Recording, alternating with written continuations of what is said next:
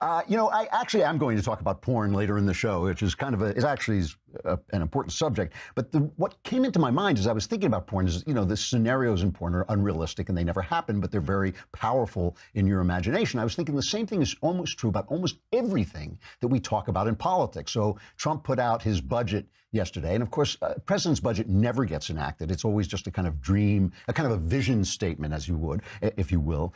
And he puts this out and people start talking about it's too much spending, it's too much debt. And I was thinking, even these things, these crises that exist in our imagination, sometimes they can create themselves. And that's why everybody is always battling to own the territory of your imagination. But even the debt involves your imagination. Just because something exists in your imagination doesn't mean it's imaginary. I think Harry Potter said that. I wrote it many years ago, but I think it's also in Harry Potter. Just because something exists, lots of important stuff goes on in your imagination. The country exists in your imagination. We believe this is a country, therefore it's a country. But one of the most important things that exists in people's imagination is money.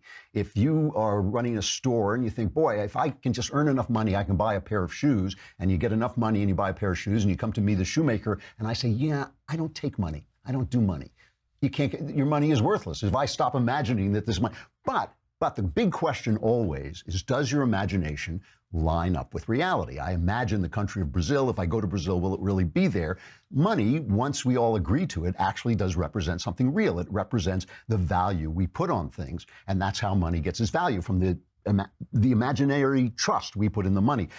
The reason the debt is so important is because if the debt goes up beyond our GDP, if we start to owe more than we can possibly pay back, people lose confidence in our money. And so they stop imagining that the American dollar is the bulwark of the global economy. And that's bad, right? That's bad for us. That's what happened to Greece, basically. People stop saying, well, I'm not loaning Greece any money because they can't possibly pay it back. And suddenly, we don't want to become Greece. When they talk about us becoming Greece, they don't mean we're going to have ancient buildings and beautiful beaches. That's not what they mean. We're not going to be able to get any food, and you're going to be pushing wheelbarrows full of cigarettes. So that's why the debt is important. I mean, that's why the imagination is important. So I was thinking about this. I'm thinking about all these investigations. And we're investigating, was the Hillary Clinton investigation mismanaged? We're investigating investigations. We're investigating, of course, the Russian collusion. And now we're investigating, was the investigation into the Russian collusion mishandled, and was it untrustworthy? And all this stuff, I'm thinking, people keep saying, why isn't anybody going to go to jail? And do people ever go to jail? Is this whole investigation thing just a kind of political show where nobody ever gets, held accountable? I mean, we now are fairly certain that, to coin a protest sign, Obama spied and Hillary lied. We now I feel pretty sure that the Obama administration used Hillary Oppo research to get a FISA warrant to spy on an American. Now, that American, Carter Page, had worked about a month before for the Trump campaign. And so it just seems likely to me that when they were spying on him, they were really spying on the Trump campaign. There's been some really weird developments in this recently. Just now, Susan Rice, on Inauguration Day, she sent herself an email, about a meeting she had with Obama, in which Obama told investigators, the law dogs and the FBI and the Justice Department, I want everything handled by the book. This is Susan Rice writing to herself because Trump is being, and you remember after Trump was elected, there's all this talk about they still could stop the election if only the electors wouldn't give him the electoral votes, and maybe there'd be something else that would happen, maybe, a recount, who knows. We're talking about all this different stuff. They really could not believe that this was actually going to happen. And so Susan Rice writes herself an email saying Obama wants this Russian investigation by the book. And Lindsey Graham has written a letter to Susan Rice. She was the national security advisor. She was the woman who went on and lied about Benghazi like 5 times in one morning. She went on 5 different talk shows. So Lindsey Graham was talking about why he thinks she wrote herself this letter. What I'm worried about is this an effort by the president to basically get himself on the record through Susan Rice to make sure that from his point of view, everything was done by the book. The question is, did the president know anything about the FISA warrant application? Did Susan Rice know that the warrant application included a dossier from Mr. Steele when he was on the payroll of the Democratic Party coming from Russian sources, that he was a political operative being paid by the Democratic Party, and that the information in the FISA warrant application was a dossier that was political in nature, and that Mr. Steele hated President Trump, candidate Trump, and was trying to do everything he could to beat him. That's not exactly by the book. That's not exactly by the book. And now they're talking about what did Obama know and when did he know it? And that's serious stuff. Of course, they're only talking about it on Fox News because the rest of the news media is doing its best to colonize your imagination so you don't get outraged at what your government was doing. You know, when Obama was in office and running basically the federal government like it was an arm of the Democrat Party and using the levers of power against his political opponents. The other thing that came out, that has just come out, and this is Byron York, who's just doing such great work.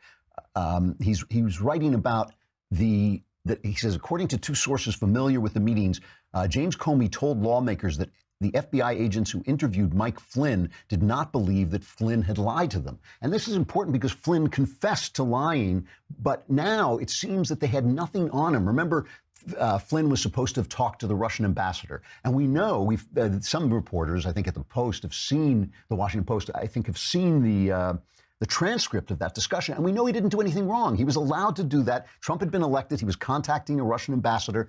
They have the transcript. He didn't do anything wrong. But Robert Mueller says that he lied to them.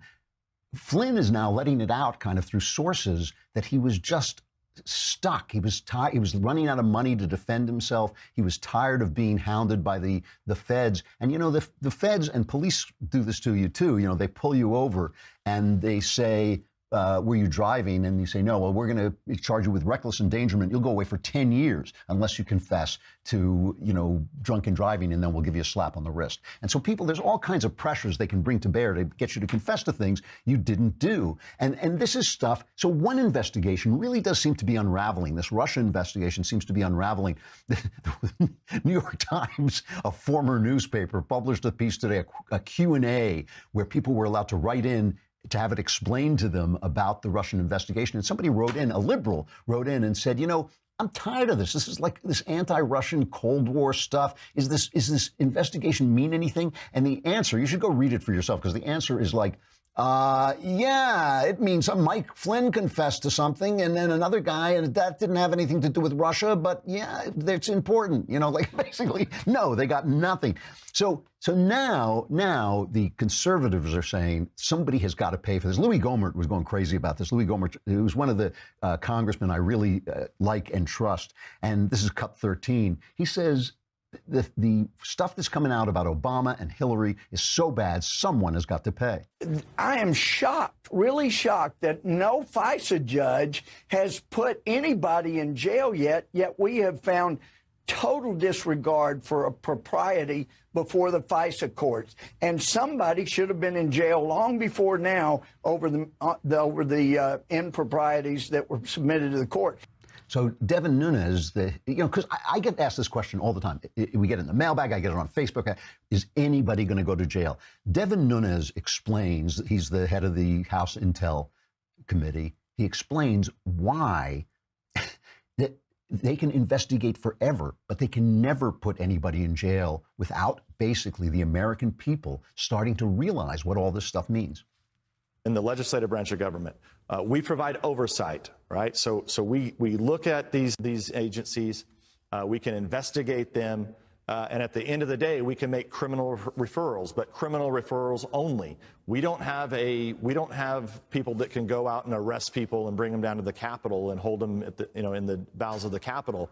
All we can do is make criminal referrals. So if DOJ and FBI are not going to prosecute what seem to be very clear cases like with Christopher Steele lying to them, or if they're not going to investigate clear felonies like the leak of very highly sensitive classified information in terms of phone calls that were intercepted, if they're not going to go after those, right, at some point the buck's going to have to stop with someone, and we will continue our investigation. But I think ultimately it will be the American people who will put the pressure not only on Congress but the other branches of government to make sure that justice is served.